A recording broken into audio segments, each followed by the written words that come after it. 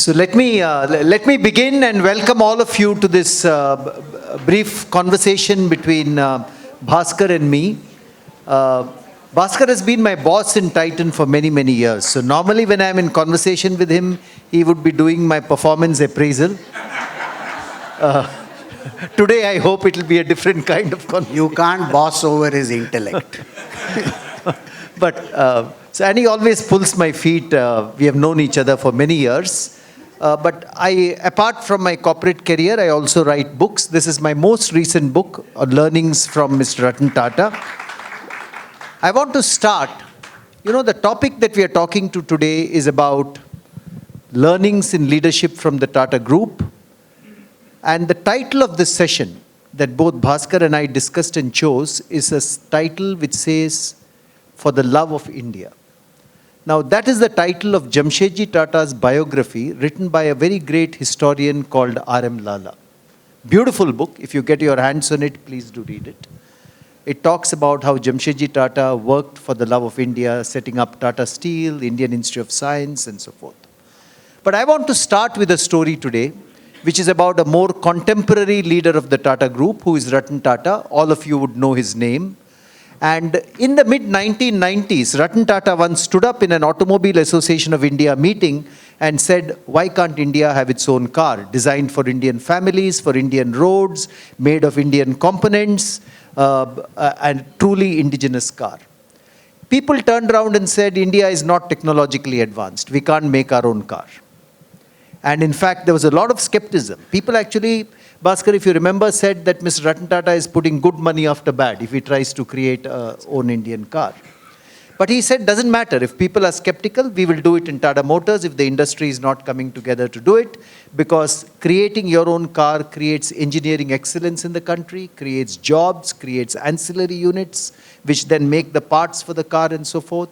And he had a vision for the car. He said it should be the size of an Ambassador, the fuel efficiency of a Maruti Suzuki, and a styling which is superior to the Zen. I don't know how many of you remember the Zen. It must have been here on the roads of Mysuru as well. So with that, he started the journey of making the car. He got the engineers of the Engineering Research Center of Tata Motors in Pune to design the Tata Indica in collaboration with IDEO of Turin. But they needed a factory to make a car. And a factory, even at that time, a car factory, was $1.3 billion, Bhaskar. Tata Motors didn't have the money to do it. But did that challenge set Ratan Tata back? No. His engineers and he went around the world. They found a disused Nissan plant somewhere in Australia, which was being run only for 15 minutes a day to keep it alive. They were able to negotiate it at 1/6 the price of a new car plant. They disassembled it brick by brick, tens of thousands of tons of weight. They brought it all the way to Pune. And next to the trucks plant in Pune, they created the first plant for the Tata Indica. They had to find workers and train them. They got people educated from schools in and around the hinterlands of Pune, got them there. I have spoken to some of them. I have gone to Tata Motors Pune, spoken to some of them. Even today they cry tears of joy when they say we assembled India's first car. Apparently it took them 8 days to assemble the first Indica. Today you go to a Tata Motors plant, every 40 or 50 seconds there is a new car, the Harrier, the Nexon, the Punch coming out of the Tata plant. They had to create ancillary units to create parts for the car. A typical car at that time had 3,800 moving parts in it, moving and non-moving parts in it. In a period of 2 to 3 years, Tata Motors and their sourcing team and their engineering team created ancillary units in Pune and Western India for the parts that went into India's first car. Some of those were also joint ventures, which we know as Tata Auto Components today. And some of them were ancillary units for trucks, which now started also producing parts for cars.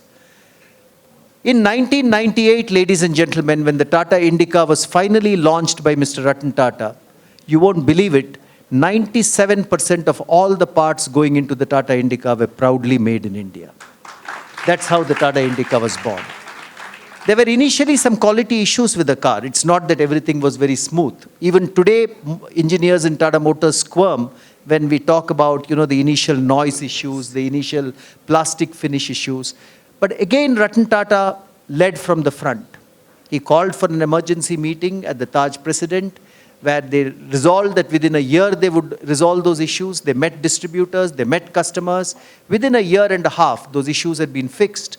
The Indica had been launched as Indica V2. And many of you may remember the advertising slogan, "More car per car." It went on to become the fastest selling car on the face of India by 2001, 2002, and BBC rated it the best car in its category.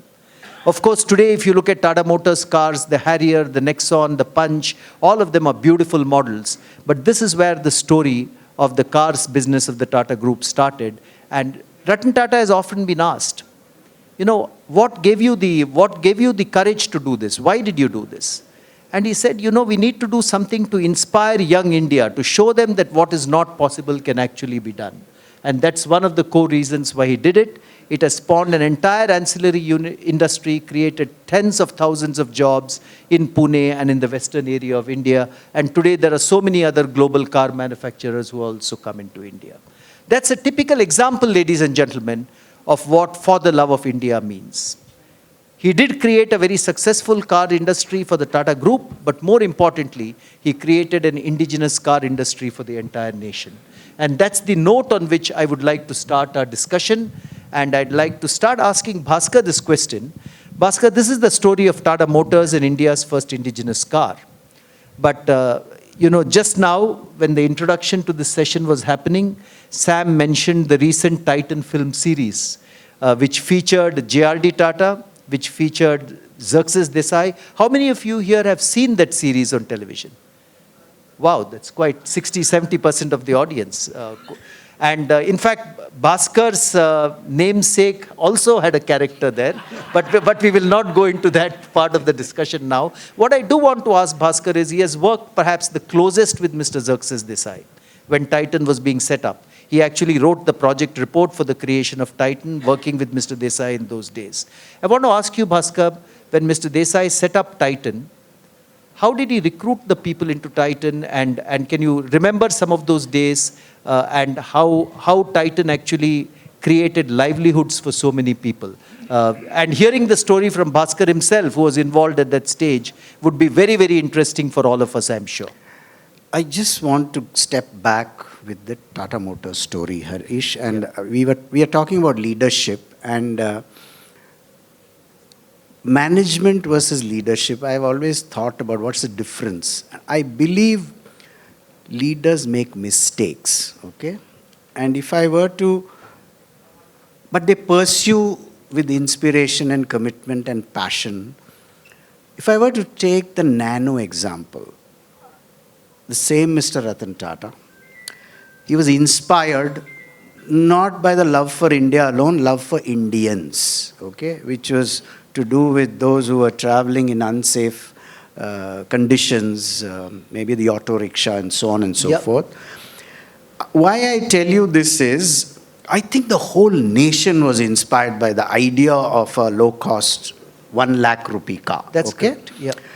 But more than that, I have spoken to professionals, and I spoke to, at that time I was not in Bosch, but Lakshmi Narayan, he was heading Bosch at that time. He was telling me, as a supplier to Nano, the challenge that is set for us, and not he as in Tata Motors and Ratan Tata himself saying, everybody must participate in this. And he said Bosch went out of its way on the R&D side and manufacturing side to ensure low cost delivery of the products. Now it's another story. Nano went on with certain problems, but it's still on the roads.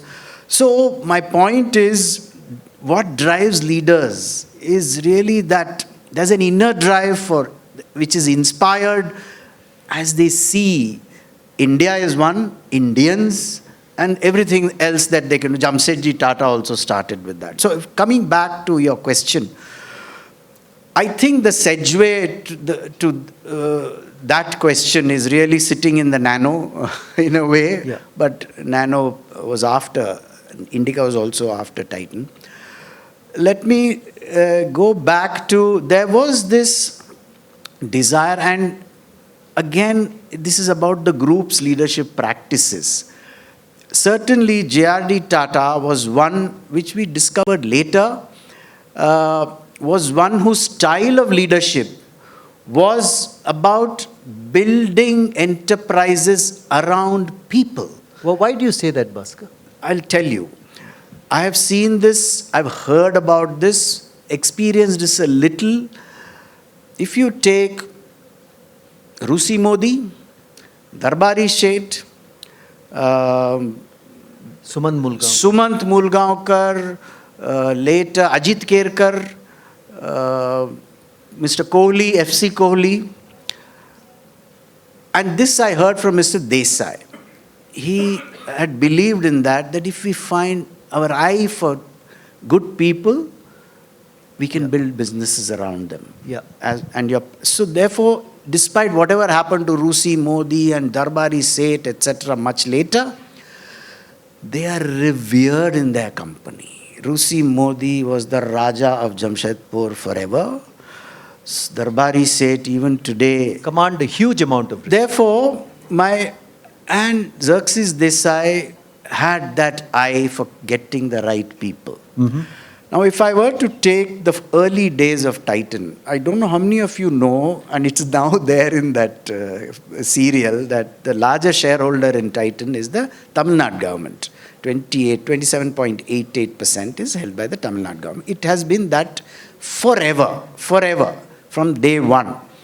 And I believe some of the nobody gives me credit for that, I have lived with a joint venture for 17 years, and it's a government of Tamil Nadu that one could handle the bureaucracy but I must give full credit to Tamil Nadu government also. So it's the longest standing JV, I think, certainly in the Tata Group.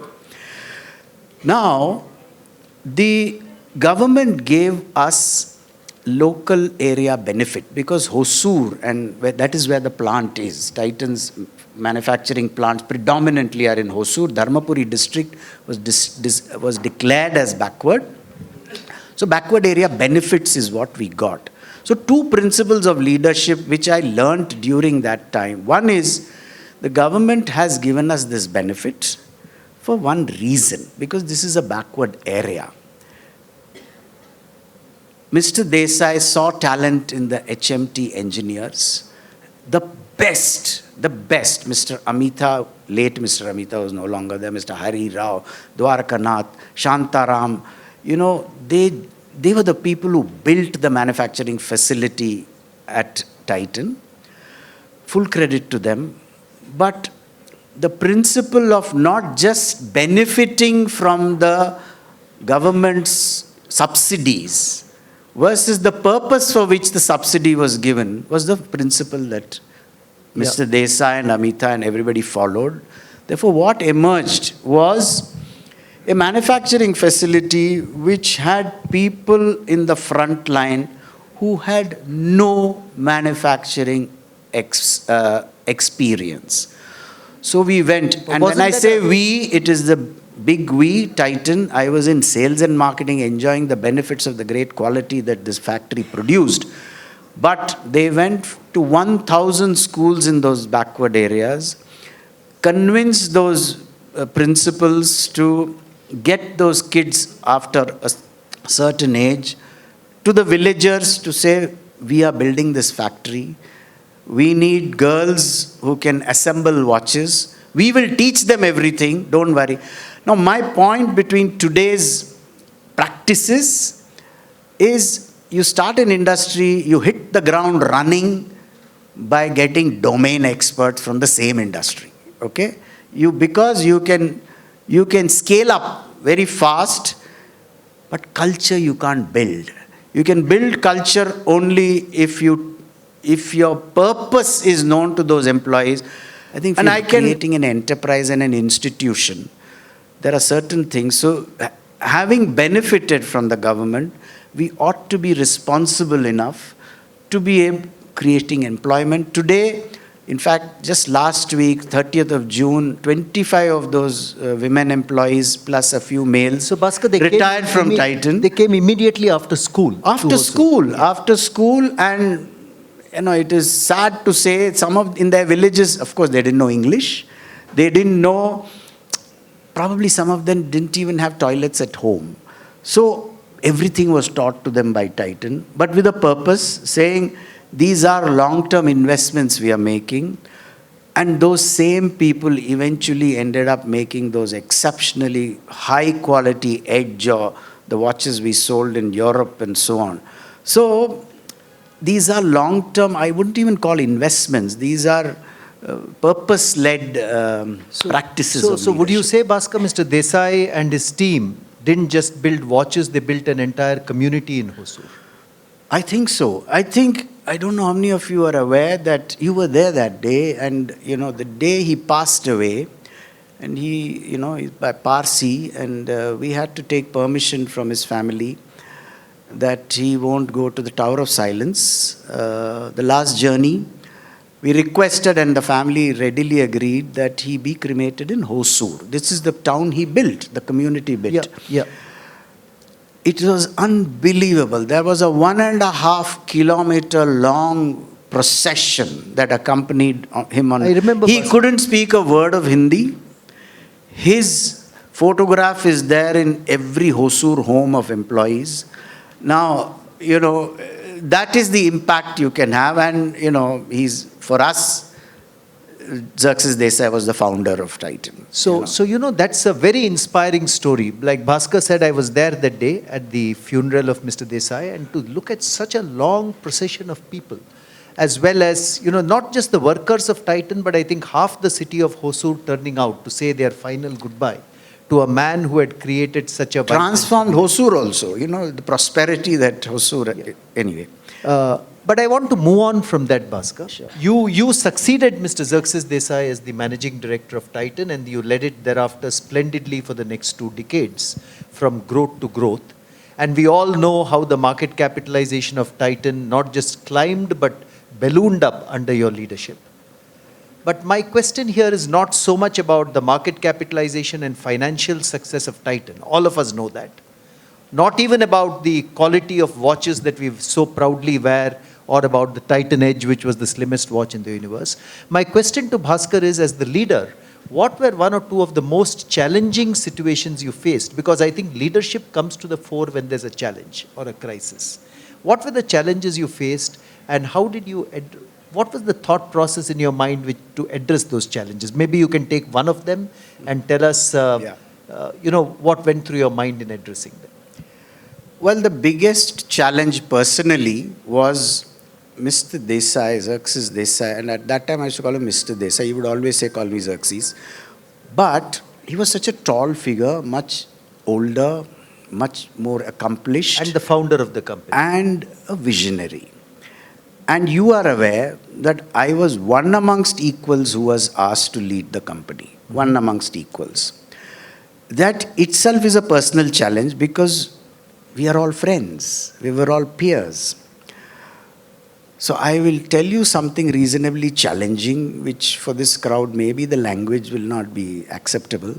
So on the first day, when I sat in that room, all my colleagues, my friends were around. So I said 2 things. First of all, I am not Xerxes Desai. So from today onwards, you will be tempted to compare. So please don't do that. I don't know how I will stop you from comparing. I cannot be. Whether I'll be myself, I really don't know, but I cannot be Xerxes Desai. The second is, from today onwards, I'm not sales and marketing head or jewelry head or watches head. I'm supposed to be the head of this company. I don't know what job I have, but you guys know your job better than I am supposed to know, whether you're heading jewelry or manufacturing, etc. So if you disagree amongst yourself, don't come to me. If you come to me, I will feel I need neither of you. If I'm going to solve your problem, so please sort it out yourself. The only thing I'm good at is, if in the process of running this or doing your job, if the shit hits the fan, I'll be there to clean. No, that was a very powerful statement. I was in the room. I was the marketing head of Tanishq at that time. And I remember Bhaskar making this statement, but that was a very powerful statement because it gave all of us the emotional safety to work as leaders of our teams. He used exactly these words. If the shit hits the fan, come to me, I will find a way of cleaning. So that challenge, in the first year, I don't know how many of you know that Mr. Ratan Tata was not convinced about the jewelry business. So there was a push to close the jewelry business. And, 2002 had just taken over. And I could confront maybe Mr. Desai, but who can confront Mr. Ratan Tata? And this was shit hitting the fan, really, okay? Because we were asked to come and make a presentation. And that was a real threat, no, Bhaskar? The business it was a making real closed. threat. Yeah. Jacob Kurian heading jewelry, what is his name? Biju was heading watches, and 4 of us went to Bombay House, and all the, you know how it is, no? Maharathis on the other side, we had to make this presentation. So I said, I have to now stand by my statement. When the shit hits the fan, I will be there, okay?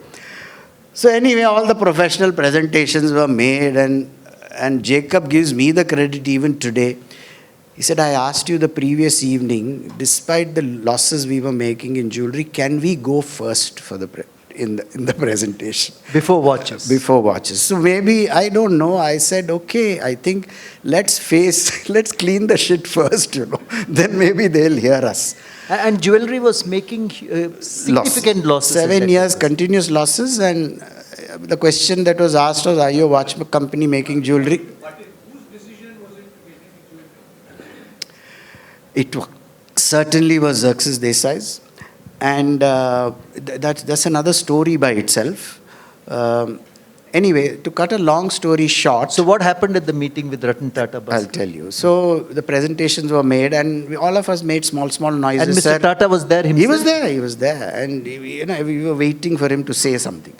Anyway, the presentation was going on, and at the end of it, some minor statements like we said, the jewelry business is going to get transformed in this country. The girl who's born in Patna, gets educated in Delhi, does her engineering in IIT Kanpur, gets married to someone in Infosys. For her, the local family jeweler doesn't mean anything, sir. It will be a national brand. So she'll get the same shop in Patna or in Delhi or in Chennai or in Bangalore. That will be the idea of a national brand, and India is going to transform. Women are going to be mobile. All this usual MBA stuff we kind of belted out to them. And he was listening to you. He was listening to all this. At the end of it, pin drop silence. What do we do? It's over. Presentation is over. So I had the courage to ask, sir, we are all waiting for you to say, what do we do? Because nobody knew what to say after this. And I think you know the other story also of what I asked of him once. But the nobility of that man, and that's what I use forever, nobility of that man, and I guess he thought, ये तो बकरा है, अगले साल भी इसको sack करना है तो निकाल सकता है कभी भी, After all, he's 47 years old. So he said, okay, we'll give you 1 year. You show that this can be transformed.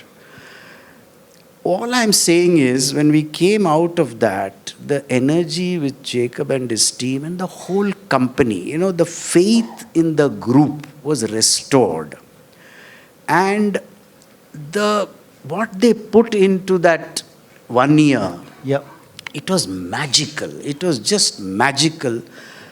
I don't know, you should see our story from 2002 in terms of profitability, market cap, etc. So I'm saying this was, I think, a company's critical crisis. And there were others, 1 or 2 after that. And I do believe you get tested, Harish, only during difficult times. Yes. The rest of the time you're doing all the managerial stuff, can you, what is that, gold rat, can you adopt, can you do gold on lease buying, can you do merchandising better, can you set up the retail store better, can you do, all that is knowledge. But leadership comes from somewhere else, I feel. And I think that was a seminal moment for Titan, because Bhaskar got Mr. Ratan Tata to say, Or Mr. Ratan Tata said in response to Bhaskar's question, why don't you look at it for one more year and can it perform? And of course, Tanishq performed, and look at what a fabulous story it has been since then. Correct. But I want to stay on Bhaskar's point. He said leadership gets tested in moments of crisis, not in stable moments. Anyone, merchandising and all that can still keep happening. Yeah. It's important. Especially when you have guys like Harish, you know. I told you he's always in this mode. World-class processes, I'm telling you. But thanks for pulling my feet, Bhaskar. But talking of crises, there was one question I had put down today to ask Bhaskar about another crisis that the Tata Group faced. I'm moving out of Titan now, and I'm moving to the rest of the group. I put down that question, but just an hour back, there was a gentleman in the audience who asked exactly that question of me. So rather than my asking that question, I'm going to ask, Mr. Raghurao, are you there? Can you ask Bhaskar that same question that you asked us? Maybe give him a mic. Deals with another crisis that the Tata Group faced. The gentleman there. There he is standing. Really fantastic discussion so far.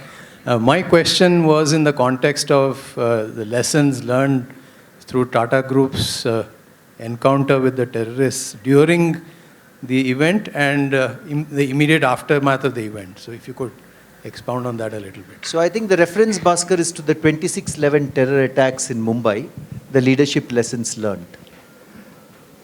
Let me start with a very recent conversation I had with a very renowned bureaucrat. He was the governor of RBI. I happen to know him only because he was the chairman of Titan at one time, Mr. Shaktikanta Das. And he mentioned this. And see, what stays in people's mind perhaps are not what happens much later.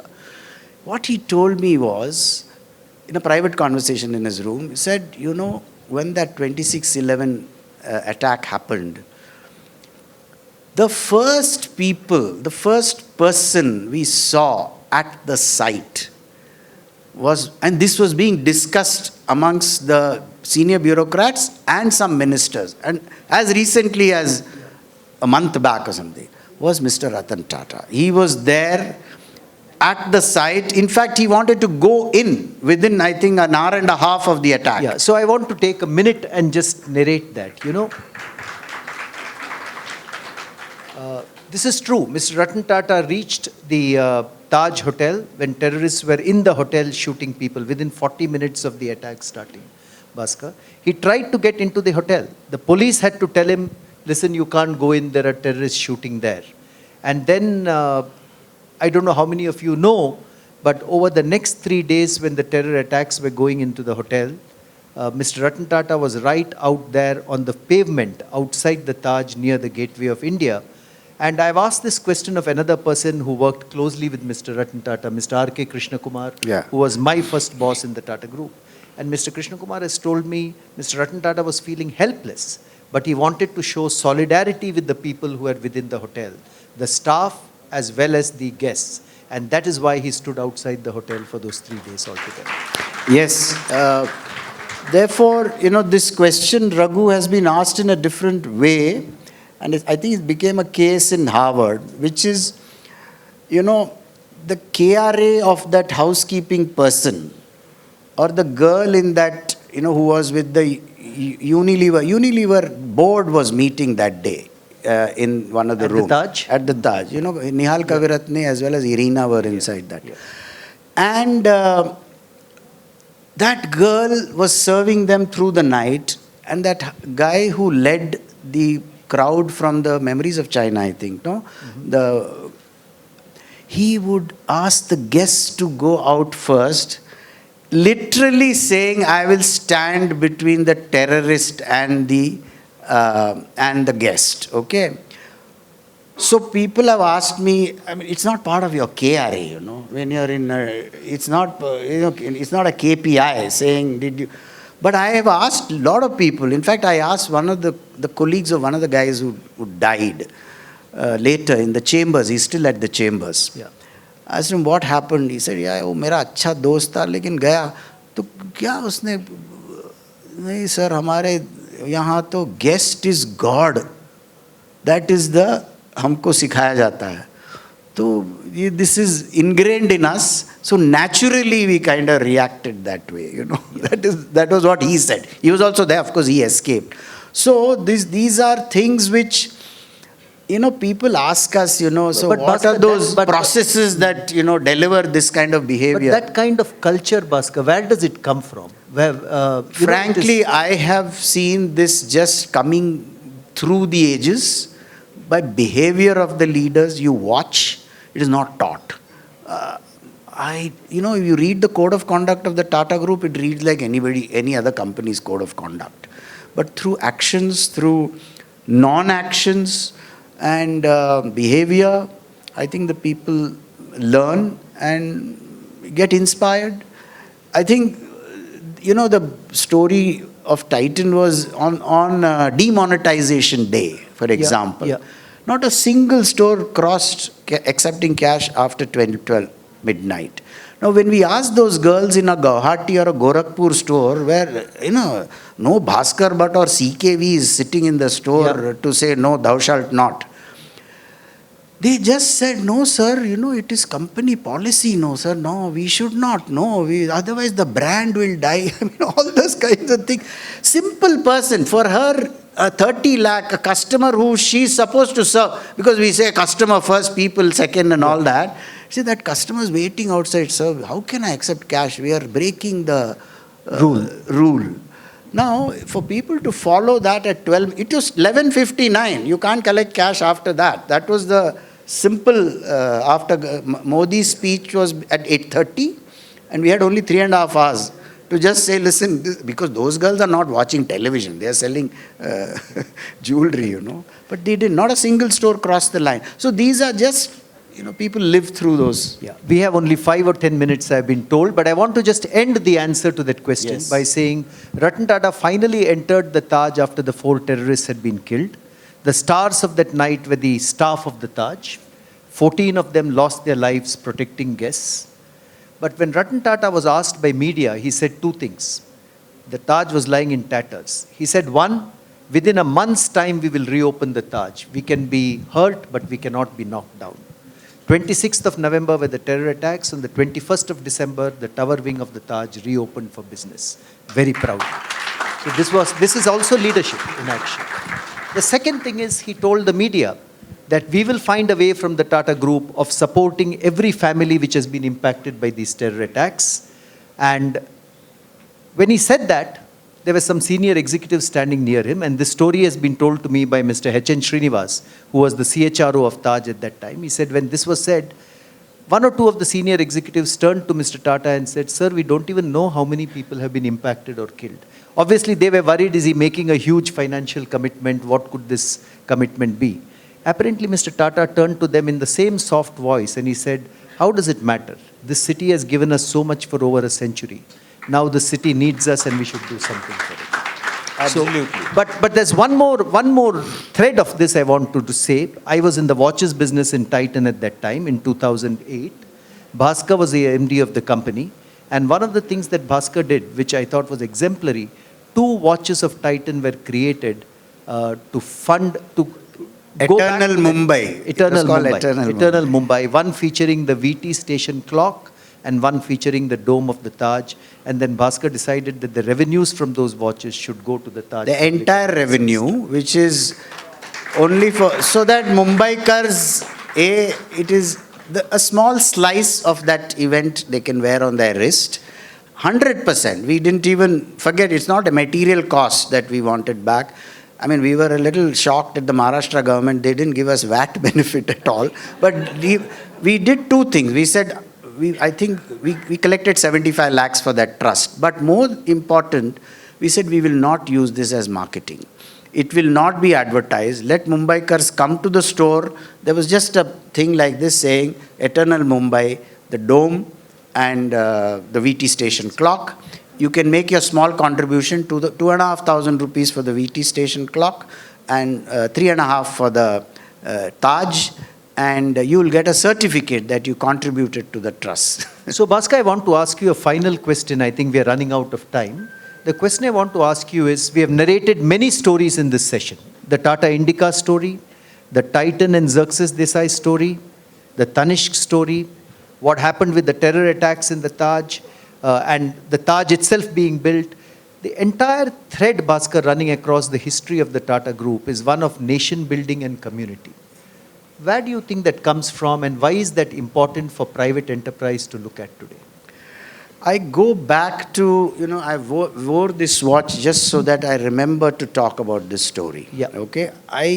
This special watch that Bhaskar is wearing has on it the exact facsimile of a letter that Jamshedji Tata wrote to Swami Vivekanand, requesting his support for the creation of the Indian Institute of Science. And Mysuru has a very special link to this. I am particularly very proud that Her Highness is here, because the Maharaja of Mysuru supported the creation of this institute by giving 370 acres of land in Bangalore. So there's a very special link, but Bhaskar, please go ahead. So, that nation building was not just left to building at Empress Mills or a Tata Steel or Tata Power and so on. It was this institute. It is the finest in the country even today, Indian Institute of Science. And it's not just boldness of vision, it is for the love of India. It is for the love of India. He had to face a lot of hurdles, including from the British Empire. Maybe that you can tell in 2 minutes that whole, how he got approval from the Queen or whatever, from London. No, the Viceroy of India was Lord Curzon in those days. And Lord Curzon apparently said, who will teach at this institute? Where will the Indian students be? Why do we need such an institute for India? I mean, this is ways of posing roadblocks more than anything else. So Jamshedji Tata actually went over Lord Curzon's head to the Secretary of State for India in London and spoke to him, got approvals from him, got Swami Vivekanand's support, came and met Diwan Seshadri Iyer, who was the Diwan to the Maharaja of Mysuru. The Maharaja of Mysuru contributed land, and that is how eventually the Indian Institute of Science was born in Bangalore, which until today is the #1 ranked science university in this country. So, I think nation building is not just about building big businesses. They are beyond economic engines. They employ people. There is a cultural impact. Many millions of lives are impacted. The stories of the Taj Trust just go on and on. So it's very different. And these are, we are not here to promote the group. We are just sharing stories. These are not, I can make PowerPoint slides out of lesson number 1, lesson number 2. That's not what certainly I don't see this session as that, just for sharing. So ladies and gentlemen, we have run out of time now. We could go on and on about great companies of the Tata Group, whether it's Tata Consultancy Services, Tata Steel, Tata Motors, all of which have rendered exemplary, I think, contributions to the community and the nation. But I want to thank all of you for giving us such a patient hearing, listening to these stories and picking up some lessons in leadership from these stories. Thank you, Bhaskar. Thank you, Harish. Leave, I think for both Bhaskar and me, it is our great privilege that Her Highness has been here in the audience listening to this discussion. So I would like to gift her, with her permission, a copy of this book on Ratan Tata. Bhaskar, would you join me?